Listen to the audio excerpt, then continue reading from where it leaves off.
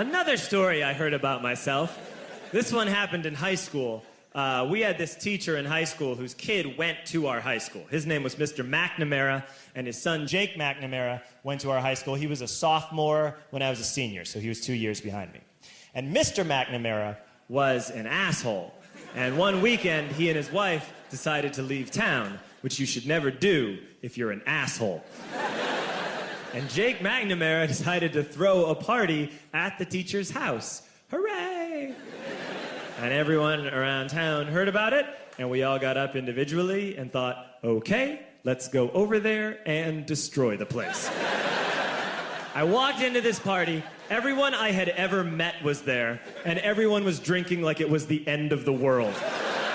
People were drinking like it was the Civil War and a doctor was coming to saw our legs off. It was totally unsupervised. We were like dogs without horses. We were running wild. I walked down to the basement. They had a pool table in the basement. One dude took a running start and threw his body onto the pool table and broke it in half. Another kid found out which room was Mr. McNamara's and went upstairs and took a shit on his computer. So the party was going great.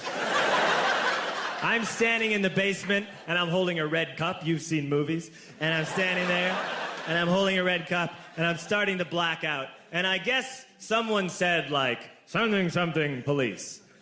And in a brilliant moment of word association, I yelled, fuck the police! Fuck the police! And everyone else joined in.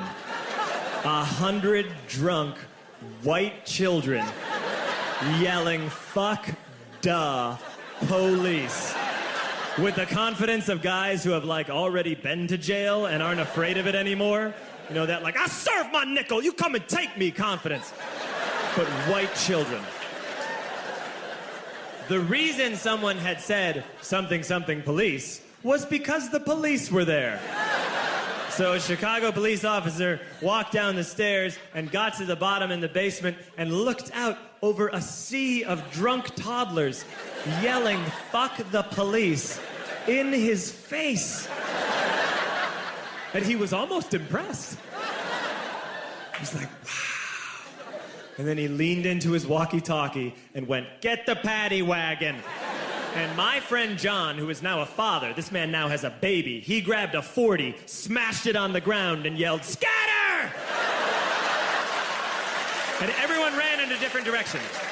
We all ran in different directions. It was like that scene in Ratatouille when the humans come in the kitchen and all the rats go in different ways. We all ran in different directions. I ran into the laundry room and I jumped up on the washing machine and I crawled out through a window into the backyard, and now I'm running through the backyard and there was this big chain link fence and I thought, I've never climbed a fence that high before. And then I woke up at home.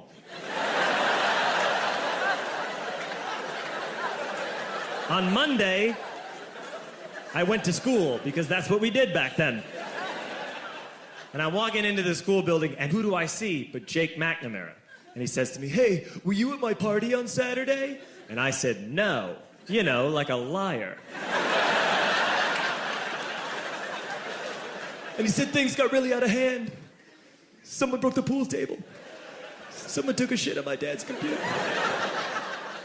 But the worst thing, he says, the worst thing is that someone stole these old antique photos of my grandmother, and my parents are freaking out about it. And I had that thought that only blackout drunks and Steve Urkel can have.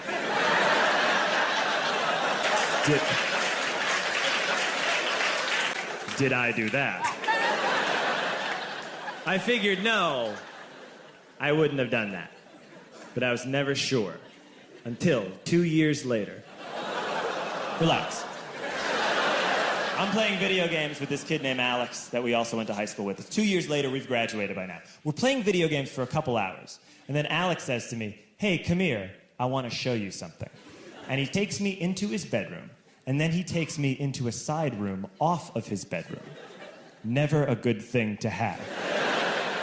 And he shows me a tiny room that is covered wall to wall in stolen antique photos from different people's parties over the years.